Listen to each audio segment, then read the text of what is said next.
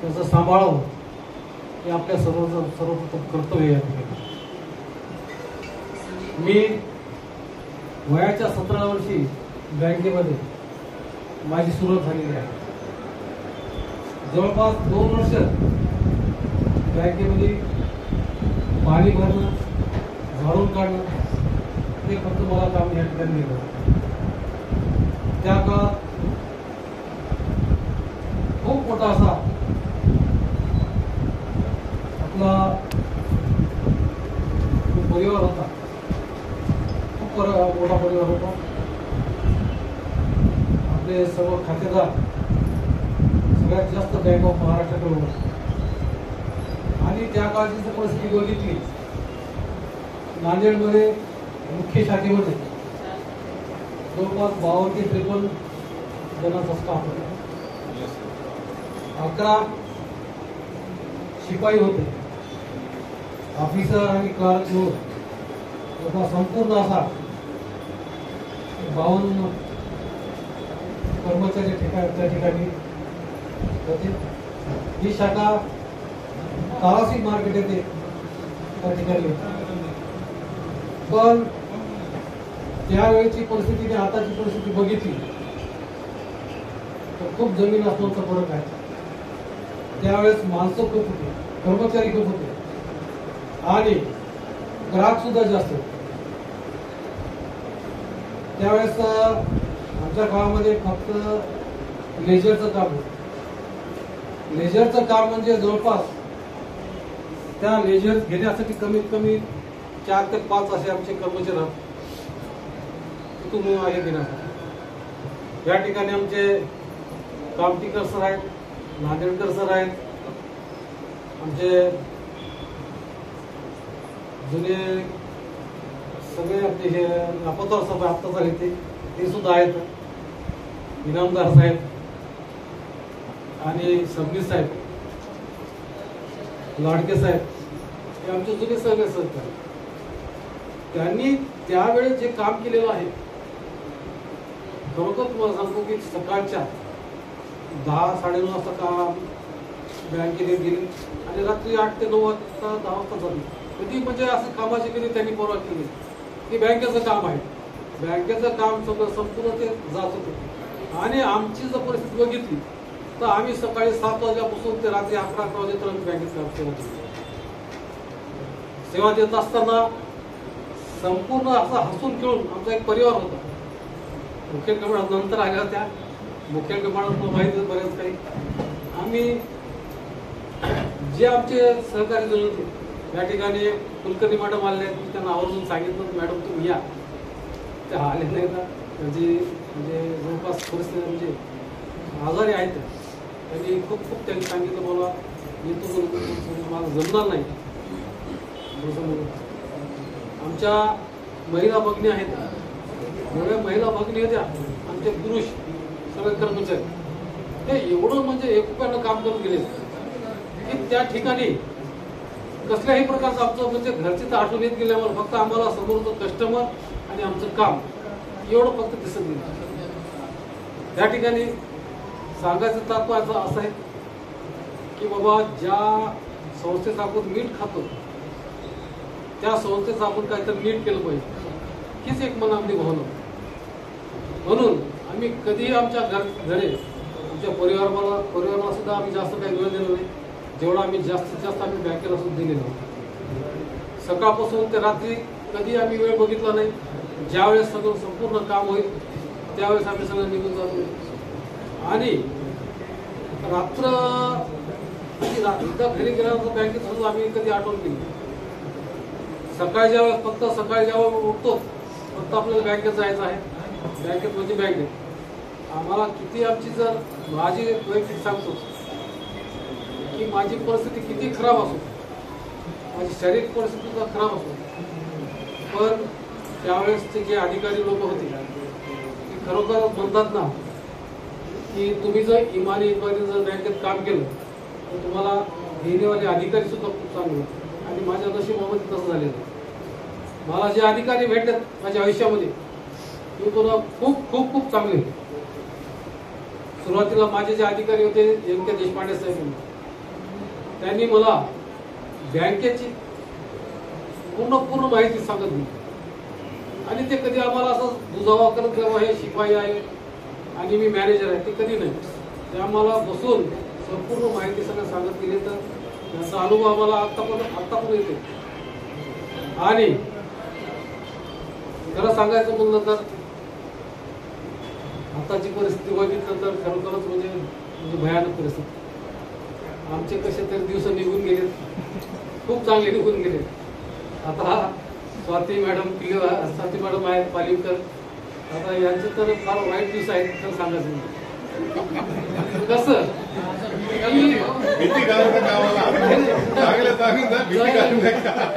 कारण का ज्या कांडून ते काम करतात कमीत कमी अनेक प्रकारचे लोक येतात, अनेक प्रकारचे की कुणाला खरं सांगायचं म्हणजे त्यासाठी त्याला सांगलं की आमचे दिवस चांगले गेले. आता येणेवाले तुमचे दिवस आहेत फार भयानक आहेत. फक्त एवढंच की येणेवाल्या कस्टमरची आपण त्यांचं काम कशा प्रकारे चांगलं करतो हे फक्त त्यांना करून द्यायचं. कारण का आपले अधिकारी आपल्यासाठी सध्या खूप चांगले आहेत. युसुफ सरांबद्दल खरं सांगायचं युसुफ सरांबद्दल सांगायचं असेल तर ज्या वेळेस ते आले त्यांना मी पहिल्याच्या ओळखून घेतले. ते नांदेडमध्ये एंट्री केले करतानाच मला फक्त सांगितलं होतं रिया सरांनी की बाबा नांदेड तुमचे चीफ मॅनेजर यायले तर. आणि मला एक असं माझं होतं की नांदेडमध्ये माझा कोणी मॅनेजर हो कोणी बी हो जर येत असतील तर त्यांना त्यांची व्यवस्था करणं. म्हणजे कसं आहे जे कोणी दुरून येतात त्यांना नांदेडचं काही माहीत नसतं. त्यांना राहण्यासाठी घर आणि इथं हॉटेल असेल तर हॉटेल जेवणाची व्यवस्था असेल तर मला समाधान त्यावेळेस मला भेटत. युसुफ सर जेव्हा नांदेडमधून येऊन आले फक्त मी टावरमध्ये उभं टाकलं होतं की ज्या गाडीच्या पाठीमागं समजा टू व्हीलर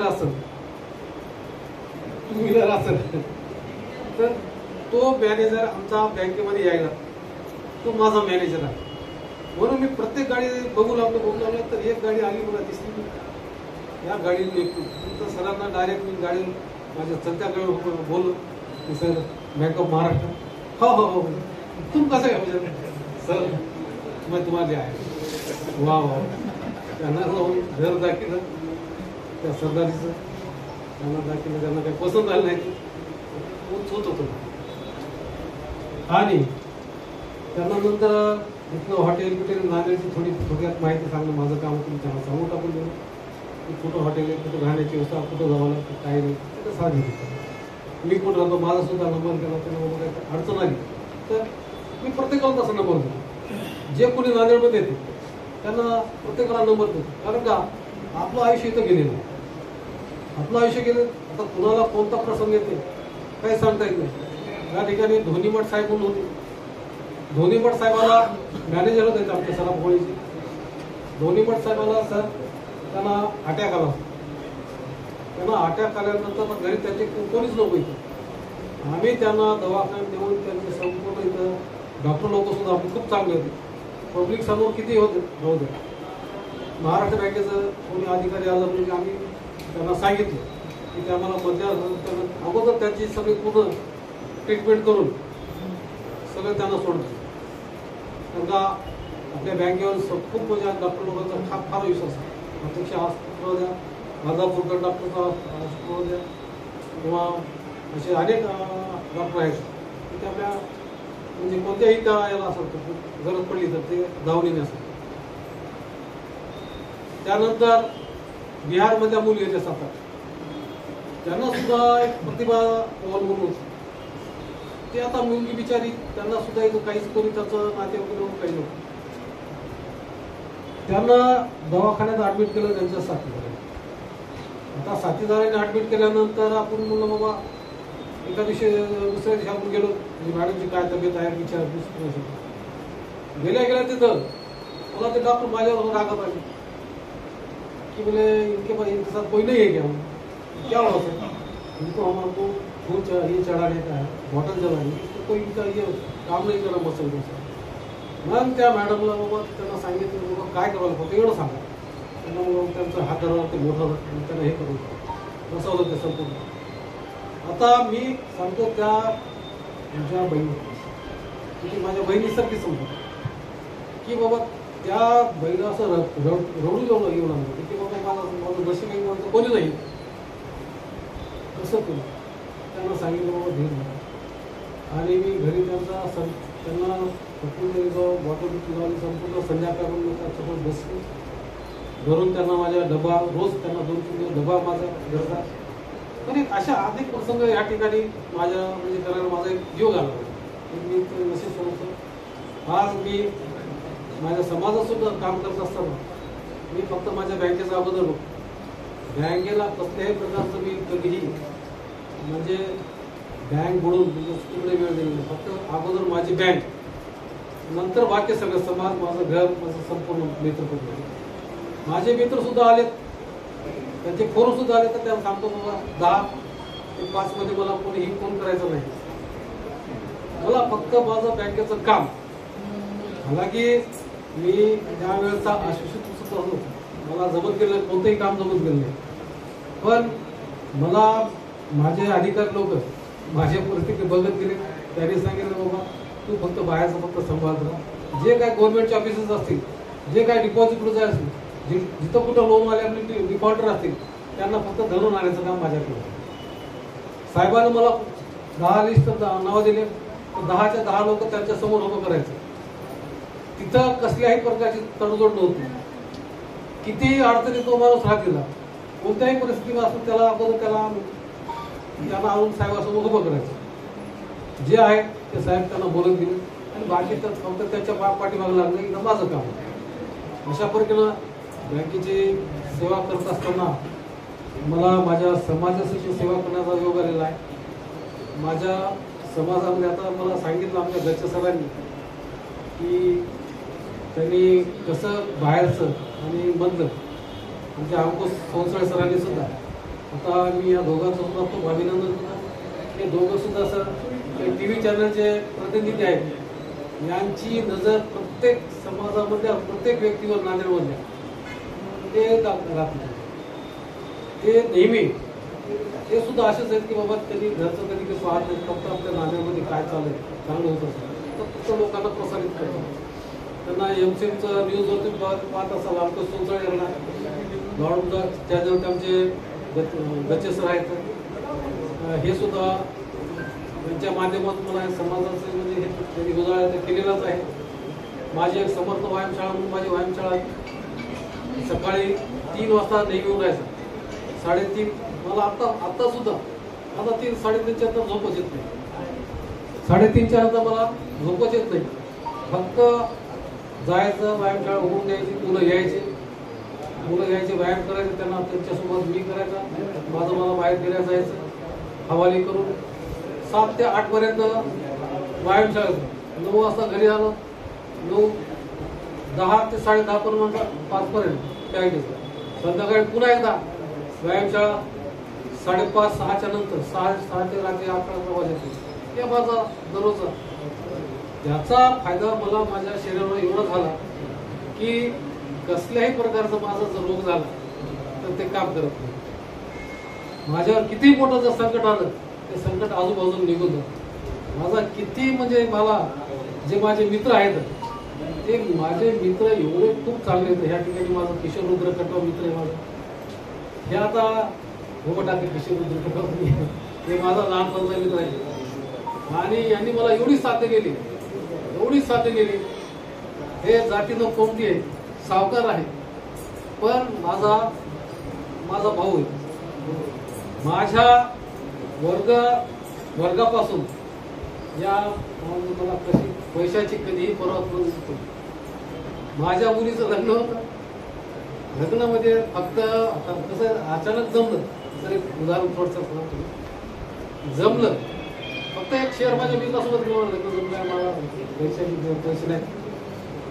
पैसे नाहीत तर मी देतो, पण असं त्यांनी सांगितलं. तो जाऊन याला सांगितलं की बाबा सुरेश एवढा परेशान आहे, तू माहिती काय झालं ते असं सगळ्यांना जमलं. असं रात संध्याकाळी दुकान बंद करा, बंद करून डायरेक्ट माझ्या घरी आलो. घरी मी बघा बाहेर मी ड्युटीने आलो, बाहेर ड्युटी गेलो, बाहेर याची गाडी दिसली, हे कशाला असताना आली घरी ती बसलं तर हे दिसली. मला बोललं त्यांनी, बाबा बाळासाहेब फार परेशान दिसली, आम्हाला का सांगितलं नाही, काय काय करतोय जो किती येतो म्हणजे माझ्या 40-50 हजार येतो, 60,000 येतो. सोबत त्यांनी 1.5 लाख रुपये आणले असेल, 1.5 लाख रुपये दिले. अजून काय करायचं, काही नाही. उद्या अजून दुकानावर ये, पुन्हा दुकानावर गेलो, 50,000 एक गळ्यातली सोन्याची चैन, हा प्रकार त्यांनी दिला. माझा एक सांगायचं म्हणजे जे काही चांगला अनुभव आहे ते मला सांगणं या ठिकाणी आवश्यक आहे. असं आतापर्यंत मी त्यांना कधी असं म्हणून सांगितलं सुद्धा नाही, तुमच्या शेअर करावी या ठिकाणी. बंधूंनो, संकट येत राहतात, जात राहतात, पण अशा लोकांची साथ आपल्याला असणं खूप आवश्यक आहे. आपलं मन आपल्याला म्हणजे गवाय दिलं पाहिजे, आपण आपलं मन आपलं चांगलं आहे की नाही. आपण कुणासोबत जर व्यवहार करत असतो तर तो व्यवहार चांगला आहे की वाईट हे आपल्याला त्या ठिकाणी करून घेतलं पाहिजे. माणसाला आयुष्यामध्ये जेवढं जास्तीत जास्त चांगल्या गोष्टी आपल्या हातून घडतात तेवढ्या फक्त आपण सगळ्यात जास्त गेम केल्या पाहिजे. हे एक महत्त्व, हे याचं बेनिफिट आपल्या स्वतःला. आपण म्हणतो मी आयुष्यामध्ये कधी मी दौलत काही कमी, आता जे काय माझं आहे निव्वळ आणि निव्वळ बँक ऑफ महाराष्ट्राच्या याच्यावर आहे, निव्वळ महाराष्ट्राने. मी बँकेतली घरची धुतलेली आहे, पाणी भरलेलं आहे, साफसफाई केलेली आहे, मला कधीही लाज वाटली नाही. माझे कॉलेजचे मुलं माझ्या जवळ बसत गेले, मला म्हणत गेले बाबा काय करू, पण मला जिथून आपल्याला काय आपल्याला मिळते पण ते आपल्यासाठी आई वडील नाही असं समजून वेळ बरा झालेला आहे. मला याची जाणीव आहे. पंकज सरांनी एवढा मोठा कार्यक्रम केला, युसुफ सरांच्या सांगण्यावरून हे इथं बसलेल्या कुणाला एवढं होईल असं कुणालाच माहित नव्हतं. मी आल्या बघत हे काय फोटो बघितले, हे फोटो कुठं भेटले असं इथं दादा कसं दिसायला, मी परेशान झालो. मी तर माझा व्हॉट्सअपवर फोटो दिलो, ही यांना कसं काय यांनी पर्सनल फोटो हुकून टाळला. आता इकडे फोटो माझ्या त्या माझा भावाचा मुलगा त्यांनी मला रात्री सांगितलं बाबा बघा मी बॅनर करायला होतो, बाबा आपल्या बँकेतले करायला नाही करायला सरांना सांगितलं बाबा बँकेत बॅनर ते करायला गोष्टी. आज माझा एवढा फुलं आणि हे जे देऊन सत्कार केला, मी तुम्हाला शपथ देऊन सांगतो या फुलांची की ह्या फुलाचा जेवढा सुगंध आहे, माझं जेवढं उरलेलं आयुष्य आहे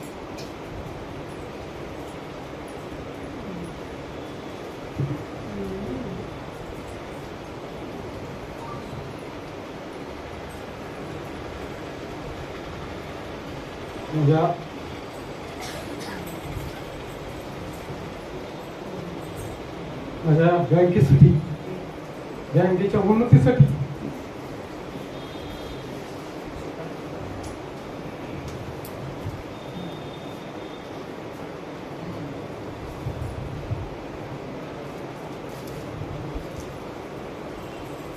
बँकेच्या प्रगतीसाठी जितकं मला पाहता येईल, जितकं मला काही करता येईल मी करण्याचा प्रयत्न करेन. आपण एवढे मला मोठा एवढा ज्या ठिकाणी सत्कार केला, मी युसुफ सरांचं मी आयुष्यामध्ये खूप माझं त्यांनी एवढा मोठा सत्कार केला, मला आता पण कधी सत्कार झाला नाही. तो आपल्या सर्वांच्या माध्यमातून या ठिकाणी युसुफ सरांनी केलेला आहे.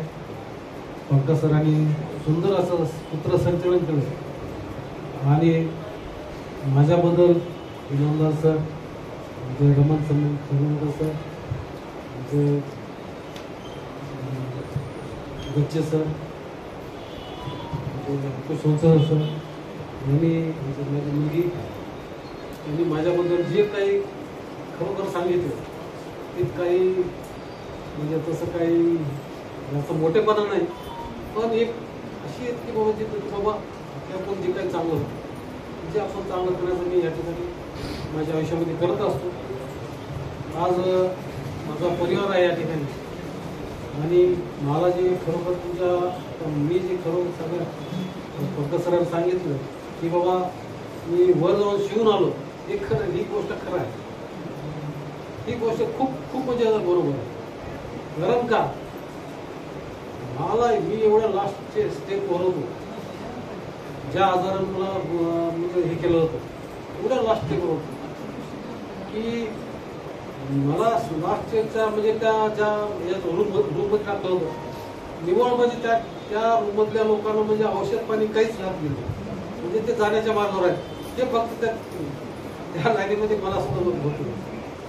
मी बघितलं की बाबा काय करावं आता तिकडे थोडं 1 घंटा तिकडं मस्त चाललं रडारडी तिथं इकडे चाललं हे बघलं इथं माझ्या जवळच केलं काय करावं बाबा आपली बारी आहे मी मोबाईल बघत बसतो काय करावं आता आपली बारी आहे आता त्याला काही इलाज नव्हतं की बाबा एवढं याच्यामुळे झालं डॉक्टर लोक येऊन मग ते म्हणाले यांना पण दिले नाही सगळे गेले हेच हे ऐकून मला वाटतं बाहेर झालंच होतं. आता मोबाईल बघून आपण म्हणजे आपलं समाधान आणि डॉक्टर लोक ओरडत गेले की बाबा तुम्ही हे आता नाही एवढा मोबाईल कशाला बघायचं काय करू साहेब दुसरं काय करू काय लोकांना बघत बसू काय चालत गेले अशी फार परिस्थिती खराब होती. आणि त्या परिस्थितीतून मला आता माझा मुलगा आणि माझी पत्नी ह्या दोघांना म्हणजे काय केलं ते खरं फार भयानक परिस्थिती. ती परिस्थिती एवढा खराब होती की आपली अशा माझ्या दुश्मनाला सुद्धा येऊन माझ्या दुश्मनाला सुद्धा अशी परिस्थिती येऊन अशी ही भावना या ठिकाणी व्यक्त करतो. आणि मी आपले जे काही नवीन कर्मचारी सगळ्यांना सांगतो की कृपया की आपण सर्वांनी बँकेच्या हितासाठी आपण जेवढं काय करता येईल. आता उदाहरणार्थ आपले टीम मॅनेजर आपले आहेत ते आपल्याला सांगतात की बाबा आपण काय केलं पाहिजे की आपले जे समाजातले आपले काही बाहेर आपण त्यांना जास्त ओळख नसते आपण इथले रहिवाशी आपण इथले आणि आपल्याला माहित राहायचं कोण म्हणजे कसं आहे काय नाही तशा लोकांना आपण बँकेत आणायचं काम आपण केलं पाहिजे. मध्यंतरीच्या काळामध्ये अगोदर खूप आम्ही करत गेलो पण आता नंतर 2016च्या नंतर मला जे बाहेर गावाला टाकलं होतं तिथून नंतर माझं जे म्हणजे थंडपणा जे झालं ते थंडपणा झाला सुद्धा. पण इथून आता मी मोकळा आहे. मी युसुफ सरांना सुद्धा विनंती की ज्या वेळेस तुम्हाला गरज पडली सर त्यावेळेस मला फक्त मला बोलू जा. पंकज सरासोबत मी कुठेही जायला तयार आहे पण त्यामध्ये मला त्या मोबदल्यात मला त्याचा पैसाही देऊ नका फक्त माझं कर्तव्य आहे मी करत जाईल. मला फक्त कधीही फोन करा मी बँकेच्या कामाला कधीही नामणार नाही. आणि बाकी बोलण्यासारखं मला वाटतं भरपूर आहे. तर आज मला तुम्ही माझं जे ऐकून घेतला जे शांतपणे ऐकून घेतला मी खूप मनापासून आभार मानतो. मला या ठिकाणी बँकेच्या वतीनं माझ्या मित्रपरिवाराचे त्यांनी माझा सत्कार केला मी त्याबद्दल आपल्या सर्वांचं या ठिकाणी आभार मानतो. आणि आज मला जी अपेक्षा होती आमचे जे कर्मचारी होते आले नव्हते आणि योगायोगानं मला कुलकर्णी मॅडम सुद्धा येताना मला फोन केला की सर म्हणले तुम्ही बँकेतून जात आहात ढग सुद्धा रडत आहे. फोन केला होता ढग सुद्धा रडत आहेत कृपया तुमचं आयुष्य खूप चांगलं जावं. मॅडम तुमचा आशीर्वाद आहे खूप चांगला आहे. आणि मी आपल्या सर्वांच्या या ठिकाणी खूप मनापासून आभार मानतो. मला समोर घेतलं आणि जिथे जिथं मला बँकेची गरज पडेल मी तिथं करायला तयार आहे. मला कधीही बोलावं. मुख्य मॅडम माझ्या चांगल्या सहकारी माझ्या बंधवी मॅडम आहेत मालिनकर मॅडम आहेत त्यांनी त्यांच्यासोबत खूप चांगलं काम आम्हाला करायचं योगदान. आम्ही बँकेमध्ये हमेशा धिंगाणा हसी मजाक आमचं युनियनचं काम होतं ते युनियन आम्ही तर एकूण एकाला युनियनचे आम्ही कट्टर होतो पण आमच्या सगळ्या हसी मजाक सगळं असं आम्ही मनातून कधी केलं नव्हतं. म्हणून मी त्या सर्वांसाठी आभार मानतो. माझे 2 शब्द या ठिकाणी संपवतो.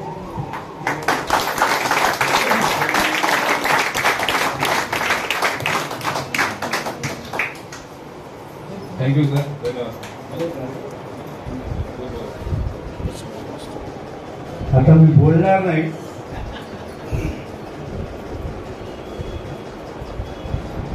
आता कार्यक्रमाच्या या निरोप समारंभाच्या उत्तरार्धामध्ये आपण आहोत. शेवटी जाता जाता यांच्याप्रती ज्या भावना आहेत, ज्या